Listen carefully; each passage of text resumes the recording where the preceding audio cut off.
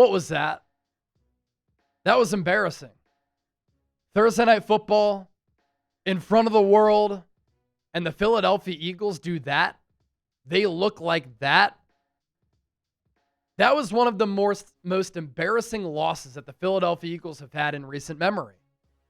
Probably the worst loss that Philadelphia has had since that Week 4 disaster against the Tampa Bay Buccaneers last season. But in that game, Lane Johnson, A.J. Brown, Devontae Smith did not play. In this game, you're obviously on defense without Jalen Carter, didn't play because of a heel injury. Quinyon Mitchell gets hurt early, out with the hamstring. But on offense, the Eagles were 100%. And they score 17 points for the second consecutive week. What was very concerning about this loss for the Eagles, 34-17 final, is that they got outmuscled. It looked as though they didn't want that smoke with Cam Skattebo. They got bullied. They got pushed around. And the Giants were the team that wanted it more, that was more determined, that was hungrier. And the Eagles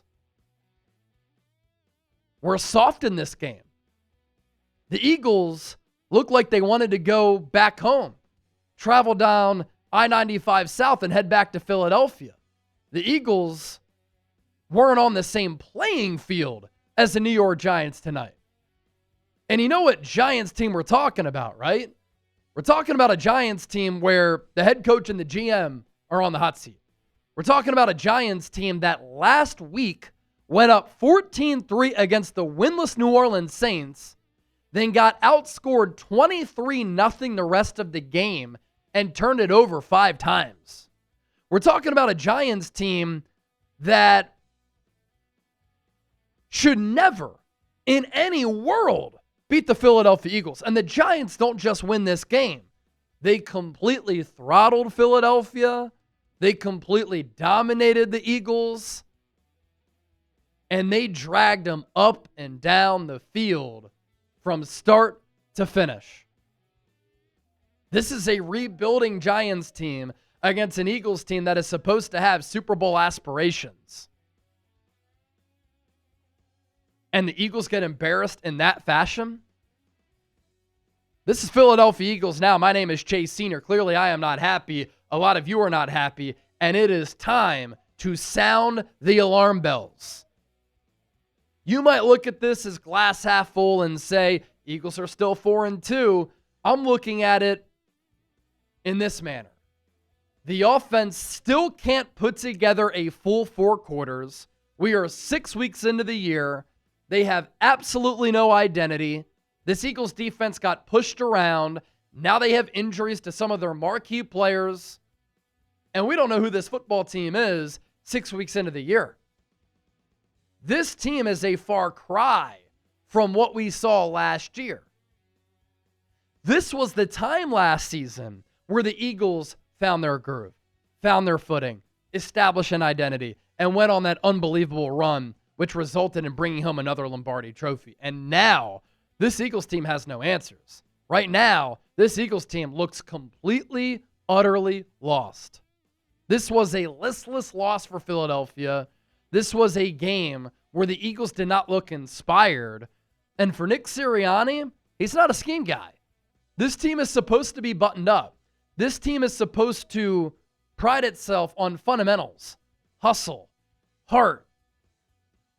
You didn't see any of that in this game.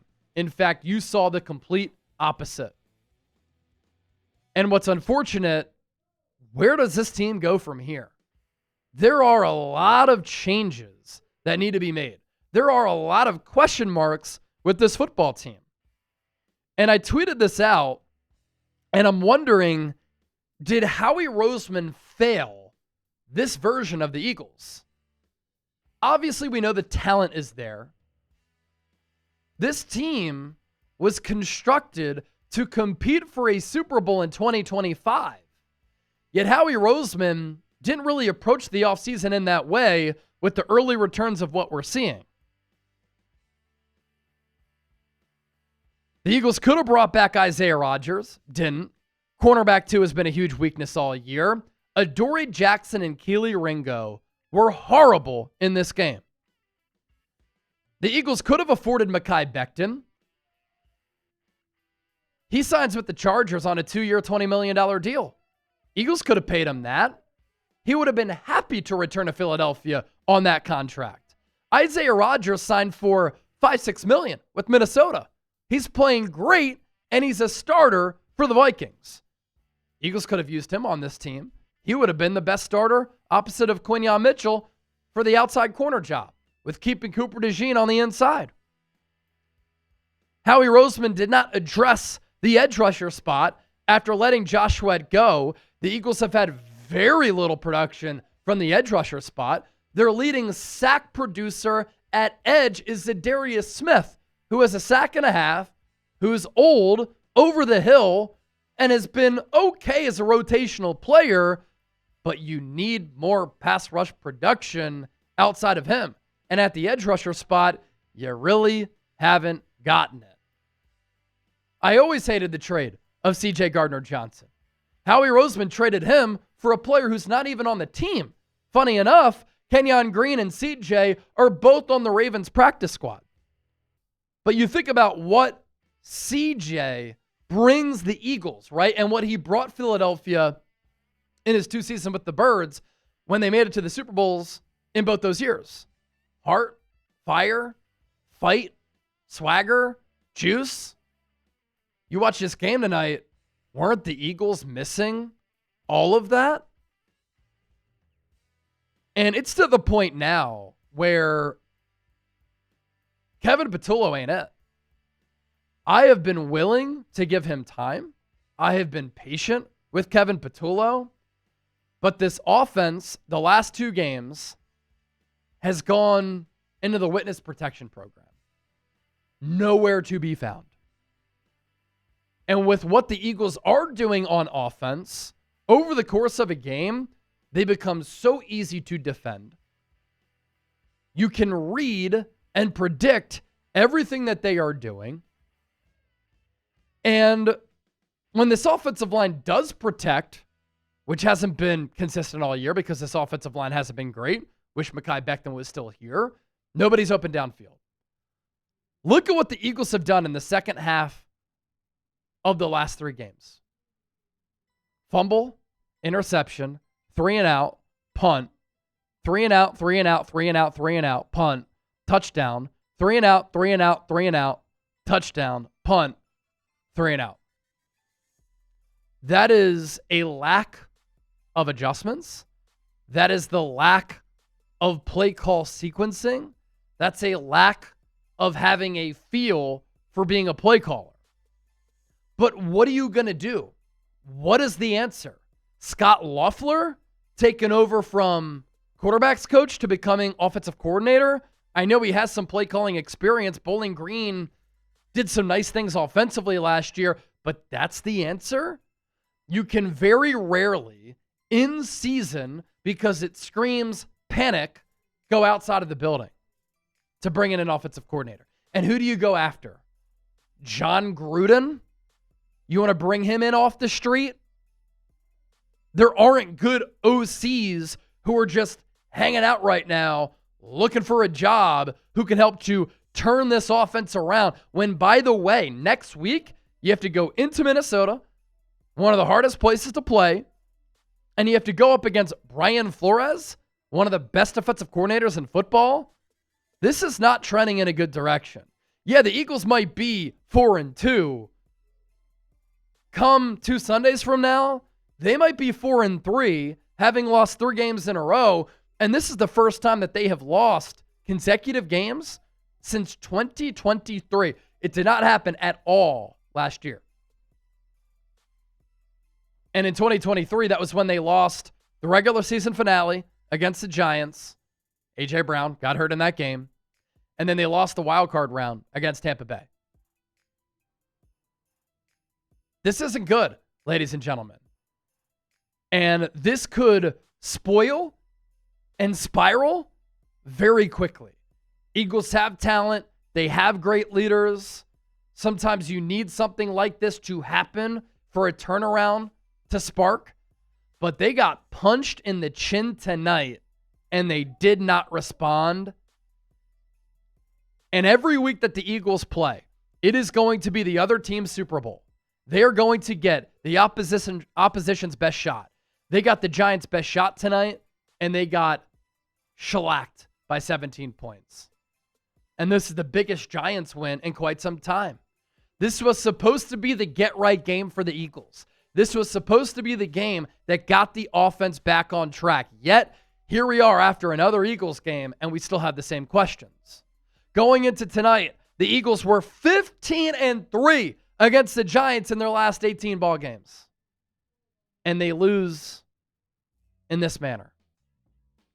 Can't make tackles, secondary breakdowns, couldn't get the Jaxson Dart, didn't want to tackle Cam Skattebo. The rookie had a hat trick. You lost the turnover battle 2-0. You can't field a fucking kick. Tank Bigsby, benched. In comes A.J. Dillon, fumbles a kick out of bounds. A.J. Dillon catches a screen, fumbles a football. Jalen Hurts, picked. Nearly a pick six. A.J. open, tries to hit Dotson. Intercepted, going the other way. I know you're without Jalen Carter. You're without Quinyon Mitchell for much of the game. But the Eagles pride themselves on their roster depth. Didn't look like a deep football team tonight. And they looked uninspired, which for a Nick Sirianni team should not happen because he's not a scheme guy. More to get to here, but let's get to our sponsor, Prize Picks. Thank you so much to them for making our post-game reaction show possible for the Bird Gang so that we can go through this vent session, trying to be the voice of reason here. This is the #1 daily fantasy sports app. Millions of users have signed up. You can win big up to 2,000 times your money. And Prize Picks has a couple of new features here. It's the only app that offers stacks, meaning you can pick the same player up to 3 times in the same lineup. You want to pick more on Josh Allen's pass yards, rush yards, touchdowns? Now you can pick all of them in the same lineup, only on Prize Picks. Follow other Prize Picks players directly on the app. Copy their lineups in one click. Whether it's a friend, a celebrity partner, or just somebody whose picks you like, hit the follow button and check out every lineup they create in the new feed tab on Prize Picks. Download the Prize Picks app today. Use the code CLNS to get $50 in lineups after you play your first $5 lineup. That's code CLNS to get $50 in lineups after you play your first $5 lineup. Prize Picks, it's good to be right. Here's an example of how you play. You pick more or less on 2 to 6 player stat projections. Here's a 3-pick power play. A.J. Brown, more than a half rushing or receiving touchdown. Jake Elliott, less than 1.5 field goals made. Jaxson Dart, more than 30.5 passing attempts. New users play $5, get $50 instantly in lineups. Real money sports action made easy. Claim your $50 now. Now, the Eagles can't sustainably run the ball. Saquon Barkley actually looked pretty solid in this game. He popped off a couple of long carries to start this game, and you're thinking, okay, the run game is back. Picked up a carry for 18, then 13. First 2 plays of the game, drive stalled. Finished the game with 12 carries for 58 yards, 4.8 yards per carry, but you couldn't run it sustainably. You went down in this game, you had to pass it, and the offensive line couldn't protect. When the offensive line did protect, nobody's open downfield. And so I guess a positive is that you've seen signs of this pass game coming alive, but they only do it for a half. Dallas Goedert, a touchdown in 4 straight games, 9 catches, 110 yards. A.J. Brown, 6 catches for 80. Devontae Smith, 4 for 49. But then a big turning point in this game was Jalen Hurts missed Devontae Smith on a long ball. It would have been a walk-in 89-yard touchdown score. It's as easy of a throw as Jalen Hurts could have asked for, and he missed it over the top. What then happened? Momentum flipped. Eagles had to punt. Giants get the ball back. They drive right down the field, and they score a touchdown. Pretty much the ball game.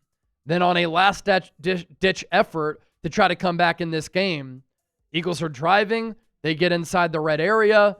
Jalen Hurts picked by Flott.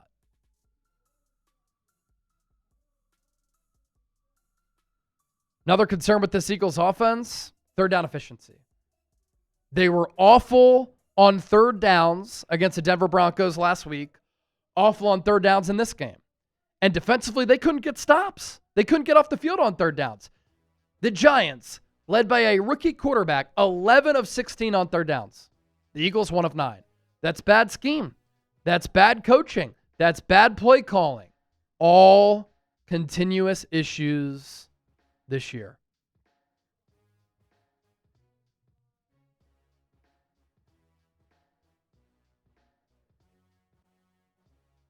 So anything but a get-right game for Philadelphia tonight. There is a lot wrong with this team.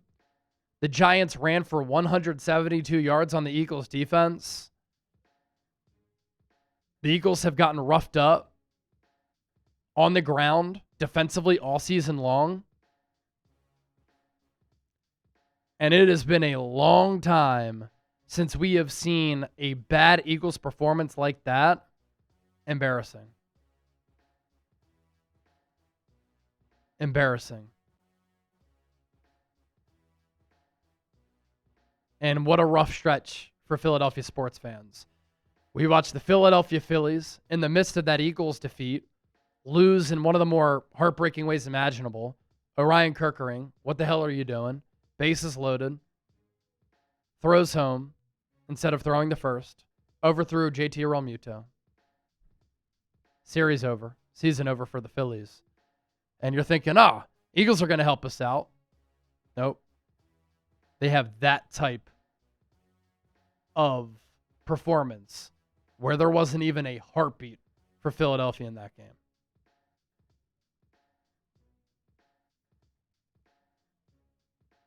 And I'm just not sure what you do to try to change it, because there are a lot of problems with this team. They continue to have bad penalties, unsportsmanlike conducts, personal foul penalties. It's killing the Eagles right now. They haven't cleaned that up. They can't catch kickoffs. They can't run the ball. They can't play a full 60 minutes.